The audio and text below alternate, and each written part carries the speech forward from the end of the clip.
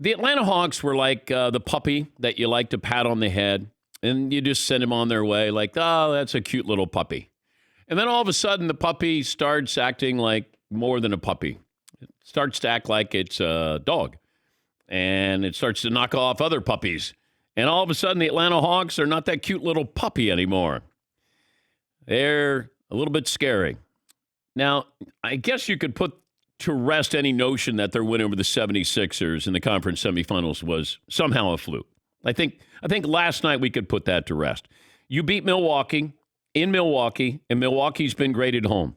Game 1 Eastern Conference Finals. When you watch the Hawks, there are times when you go, I don't know how they're doing it. Now, I know they have Trae Young, and he was wonderful last night with 48, including what could be his new signature move, a shimmy, before he hits a three-pointer. John Collins, Clint Capella. Like, they have guys that contribute, but they have guys who aren't even playing. Cam Reddish, DeAndre Hunter. But it took everything the Hawks had to hold off the Bucks. The Greek Freak played well. Drew Holiday had his best game of the postseason. And the Bucks seem to be feeding off the home crowd, but all postseason long, the Hawks come up big. They came up big again, and this is the third consecutive playoff series the Atlanta Hawks have won a road game. Last time that happened, 1999 New York Knicks. They're up 1-0. Milwaukee's still favored, heavily favored. But there's a lot of basketball left to be played, but this isn't one of those, hey, if you're a Milwaukee Bucks fan, who would you rather face in the finals, the Suns or the Clippers? No. Let's just take care of business right in front of you because you got a lot of business left. And Trae Young in that group, sometimes you're young and you don't know better. And this is a young team. Like, you don't know better. When you get older, you have a little bit more pressure on you because you understand it. You think more. This team just gets out there and plays. Are we up by 10? We down by 10. Is it first quarter, fourth quarter? They don't know. They don't know that they're supposed to lose.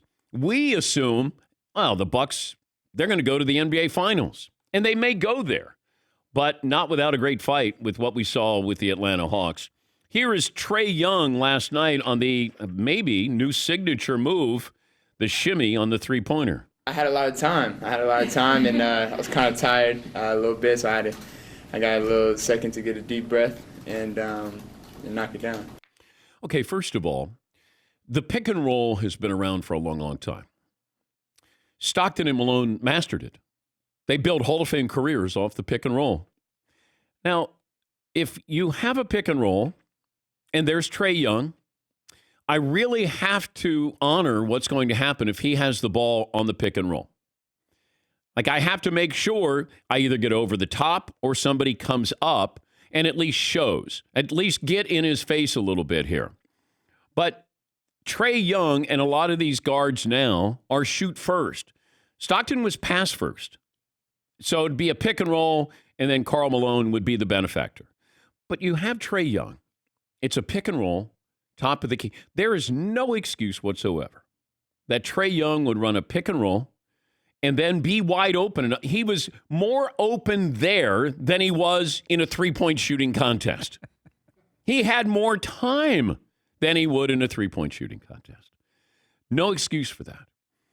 Milwaukee Bucks have to find a way. Now, these are superstars. I mean, that's why Trae Young is a great player or Steph's a great player. I mean, these guys create these situations. Drew Holiday's supposed to be a great two-way guard, one of the great two-way guards. Bucks are supposed to be a good defensive team.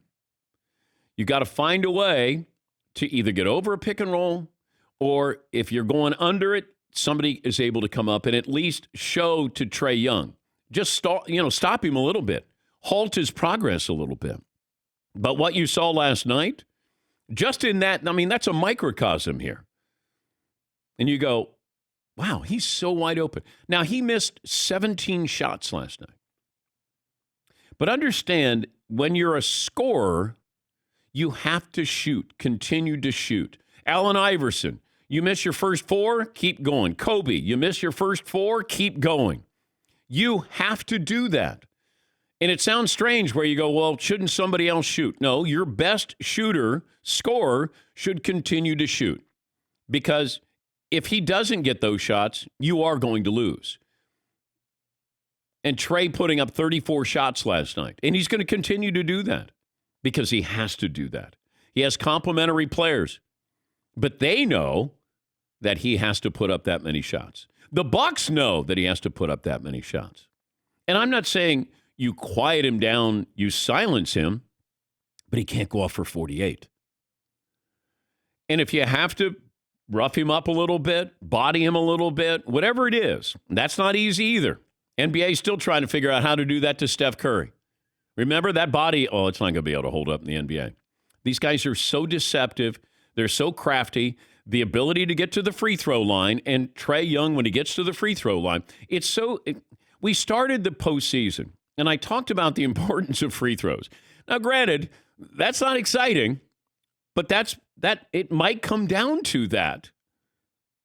The Hawks shoot 88% last night. Trae shoots 90 from the line. In the fourth quarter, in postseason, he goes to the line and he makes them. That's the difference sometimes. A couple of free throws. Look at what happened with the Clippers and the Suns. Paul George missed 5. You lose by 1. But the Bucks are still overwhelming favorites. And I had them going to the NBA Finals to start. I thought that was the long shot, that the Bucks would go to the NBA Finals because I had them playing the Lakers. And here are the Milwaukee Bucks with this opportunity here. And it's just you can't take off your foot off the accelerator with this Atlanta Hawks team. Because since Nate McMillan took over this team, they're just different. And now they get that confidence, and that's what's scary. When a young team gets confidence, and we saw this with the Knicks. Remember? Cute little story. And Trae Young, on the road, is not afraid. You go into the Garden, somebody spits on him. They make fun of his hairline. He's going bald. I mean, he didn't care. He's shushing the crowd. He's points to the scoreboard last night in Milwaukee, like, yep, right there. Pretty impressive.